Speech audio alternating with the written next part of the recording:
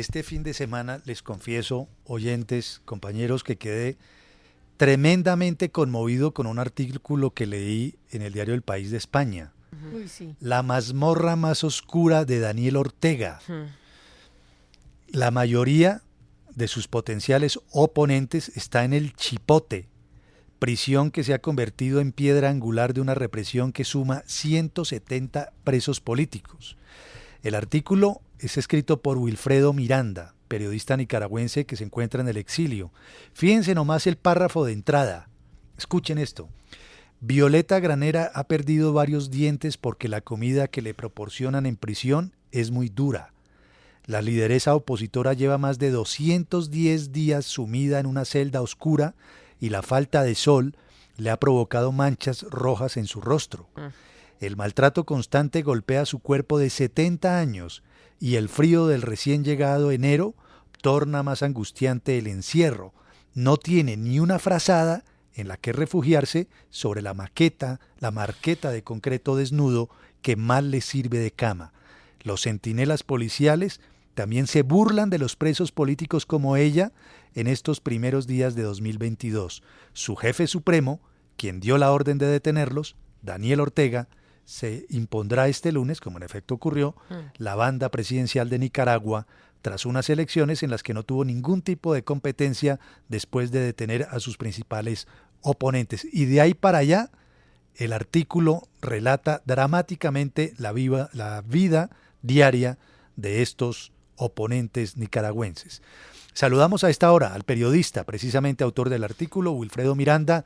Gracias por atendernos, Wilfredo, colega, y nuestra solidaridad, pues, en relación con todo lo que está ocurriendo con Nicaragua, que es atroz y que a veces no dimensionamos. Es un drama. Al término del artículo, usted cree que se está haciendo una descripción de la época del estalinismo de la Unión Soviética. ¿Y quién sabe dónde? Y quién sabe de dónde, en lo peor de los gulags. Pero no, está aquí, en un país muy cercano, vecino, hermano nuestro, Nicaragua. Wilfredo, bienvenido. Muchas gracias por la oportunidad y efectivamente es lo que sucede en Nicaragua. Wilfredo, ¿cómo es posible que esto esté ocurriendo, lo que usted describe, y aún así Ortega, sonriente, asume otro mandato como lo vimos en las últimas horas allí en Nicaragua? ¿Y la comunidad internacional parece que no se está dando cuenta o qué?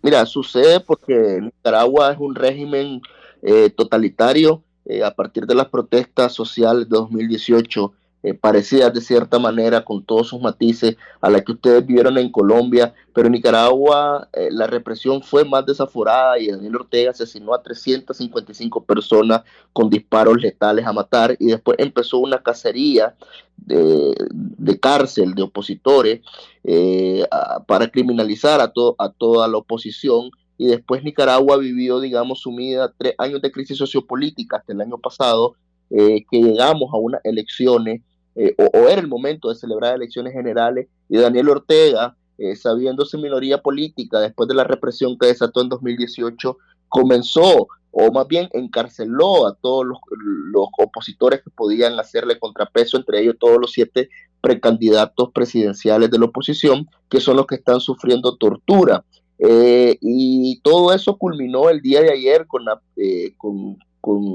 Ortega y su esposa Rosario Murillo poniéndose la banda y perpetuándose en el poder a punta de cárcel y represión. Creo que la comunidad internacional, de cierta manera, o al menos los países que han sancionado a Nicaragua, sí se dan cuenta, me refiero a Estados Unidos, Canadá, Reino Unido, toda la Unión Europea, España en particular.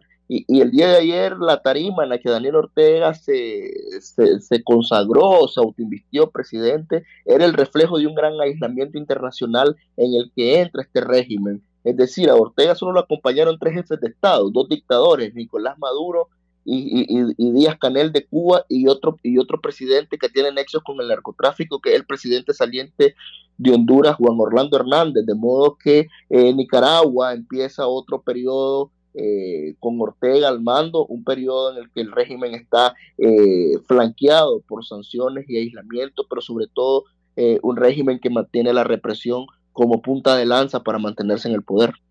Wilfredo, cuenta usted obviamente antes de estas elecciones casi 40 opositores detenidos, muchos que están exiliados. ¿Nos puede describir cómo están viviendo estos presos políticos en esa cárcel del Chipote que usted describe ahí en el artículo?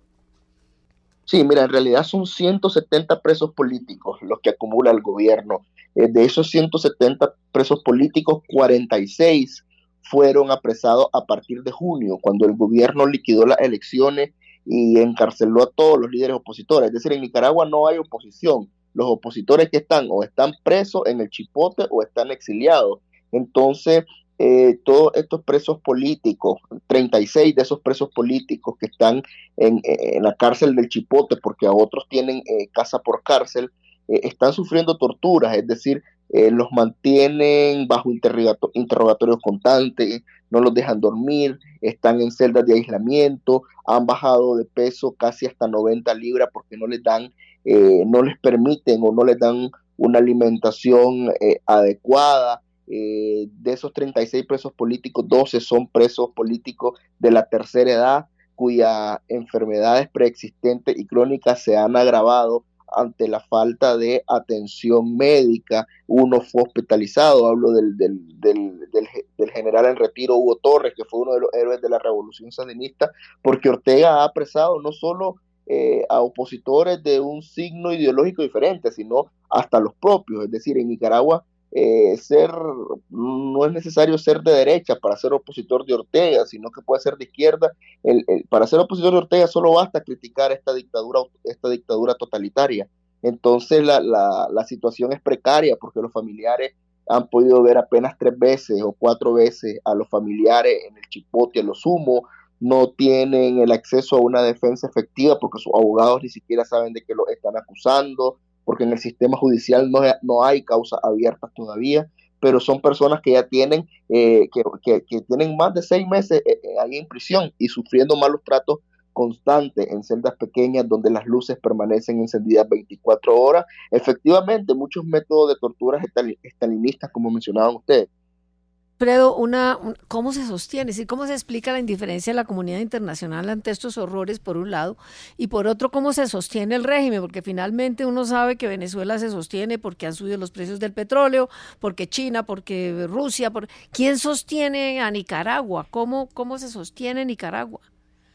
Mira, yo no generalizaría que la comunidad internacional es indiferente. Creo que buena parte de la comunidad internacional está haciendo su parte con el tema de las sanciones contra los violadores de derechos humanos en Nicaragua. Sin embargo, hay otra parte de la comunidad internacional, pero sobre todo de organismos multilaterales, y ahí contesto tu pregunta, que le siguen desembolsando préstamos millonarios al régimen y que le ha servido, digamos, para mantener aceitada esta ingeniería represiva. Daniel Ortega también hace un par de años realizó una reforma tributaria en la que subió todos los impuestos. Entonces él siempre va buscando la manera de mantener su engranaje represivo, su engranaje policial, que es el que le garantiza, digamos, el poder. Es decir, Daniel Ortega al día de hoy, de la manera que está tan aislado, no se explica su manutención en el poder, sino es por esta represión desaforada que mantiene y se preocupa por mantener económicamente, ya sea a través de préstamos internacionales o con las reservas que todavía tiene el país. Wilfredo, el año terminó con un acontecimiento terrible, que fue el exilio de Sergio Ramírez, gran escritor, ganador de premios internacionales, pero quien a su vez en su momento fue vicepresidente durante los primeros años llenos de esperanza de quienes ganaron la revolución y tumbaron allí a Somoza. ¿Cómo es la situación para los periodistas hoy por hoy? Veo que usted también está en el exilio y aquellos que se atreven a criticar a Daniel Ortega corren una suerte parecida a la de un opositor, ¿verdad? Tienen el mismo rango, la misma categoría, ¿no? Así es, el gobierno de Daniel Ortega no solo empezó desde junio a desatar una cacería contra opositores políticos, sino en realidad desde 2018 ha empezado una cruzada sistemática contra el periodismo independiente. Es decir, yo en 2018 me tuve que exiliar después que demostré con una investigación periodística cómo Ortega disparaba a matar a los manifestantes en las protestas, y después otros correos electrónicos que filtré de la primera dama Rosario Murillo, ayer condecorada vicepresidenta de cómo ordenaban las protestas, y entonces esa persecución ha derivado en cierres de medios de comunicación, la confiscación de Confidencial, 100% Noticias, el apresamiento al día de hoy de los periodistas Miguel Mendoza, Miguel Mora y otros comentaristas políticos de televisión, y el gobierno, digamos, a partir de junio usó la fiscalía como punta de lanza de la represión y citó a más de 70 periodistas a la fiscalía a declarar y lo involucró en un caso de un caso de supuesto lavado de dinero en el que yo estoy. Y a mí la fiscalía me amenazó con apresarme o meterme 8 años de cárcel por violar la ley de ciberdelito, una ley que Ortega se sacó de la manga a finales de 2019, una ley ad hoc que el gobierno se adjudica la potestad de decir cuando un periodista publica una fake news, una noticia falsa. Entonces, imagínate, los periodistas estamos a merced de eso, pero además la represión en Nicaragua ha causado un apagón informativo sin precedente. Las fuentes de información no hablan. ¿Por qué? ¿Qué es lo que ha sucedido? Si en la mañana una fuente política o una fuente de información sale en un canal de televisión hablando y ha sucedido en la tarde, tenía patrullas policiales que se lo llevaban preso. Entonces, de modo que no solo hay una persecución contra periodistas, sino que el acceso a la información o dar la información a la gente es una tarea básicamente cuesta arriba en Nicaragua, y que al día de hoy, si uno entra o tus oyentes colombianos entran a leer los periódicos de Nicaragua, te vas a encontrar que ningún periodista firma sus notas por protección. Es una gran... Wilfredo, una inquietud. ¿Alguna empresa está funcionando? ¿Son todas las empresas del Estado? ¿Cómo se mueve la economía? Sí, porque uno tendería a pensar que, al igual que en ese paralelo que usted hacía de lo de Chávez y el régimen en Nicaragua, pues habría también algún tipo de ataques en contra de la empresa privada. ¿Sucede eso mismo en Nicaragua? Sí, mira, lo que pasa es que la comparación con Chávez, digamos, no aplica, porque Daniel Ortega aprendió algo desde los años 80. Daniel Ortega no estatizó la economía como sí lo hizo Chávez, y digamos, después de 2018, Daniel Ortega ha empezado, digamos, un ataque contra el sector privado, pero un ataque contra los líderes del sector privado que mantiene encarcelado a media docena de empresarios, pero todavía no ha llegado al punto en que Ortega ha comenzado, digamos, a confiscar o a paralizar el sector privado, porque Ortega está claro que no es el sector público el que mueve la economía nicaragüense, sino es el sector privado. Entonces, en cierto sentido, el país sigue caminando con una grave recesión económica, pero digamos las empresas, el sector privado tiene que seguir trabajando porque son los máximos empleadores del empleo formal en Nicaragua. Entonces, es una relación bien difícil, es decir, una empresa privada asediada, pero que hasta el día de hoy, digamos, sigue funcionando, aunque está pagando grandes impuestos exagerados que el gobierno se los puso como castigo político. Tremenda radiografía de lo que ocurre en Nicaragua, allí nomás, aquí nomás, a un par de horas de Bogotá, vía aérea, está esta situación. Y con de la esta cual dictadura. tenemos un litigio bien importante. Semejante litigio que tenemos nosotros con Nicaragua. Bueno, a Nicaragua no dicen que iba por allá, o que estaba planeando llegar Iván Márquez, si salía de Venezuela a Cuba y de Cuba a Nicaragua. Bueno, dentro de tantas cosas que se dicen. Está allí nomás, a la vuelta de la esquina de esta dictadura, un régimen estalinista, totalitario, el que está rigiendo los destinos hoy de Nicaragua. Nuestra solidaridad, Wilfredo. Gracias por su tiempo y por su trabajo. De nada, a la orden. Habla de un apagón informativo, entre otras cosas. Wilfredo Miranda, periodista nicaragüense en el exilio, autor de este artículo que realmente describe dramáticamente lo que se está viviendo en ese país. Por esa ley, Juan Manuel, de la que hemos hablado acá, la 1055, que es traición a la patria, muchos de esos opositores finalmente fueron detenidos. Y sabe que estaban denunciando también los grupos estudiantiles, que obviamente están escondidos en estos momentos, porque decían, antes de las elecciones había mucha represión en el país, y ellos decían que el gobierno estaba invitando a que ellos se acercaran a las filas de vacunación anti-COVID.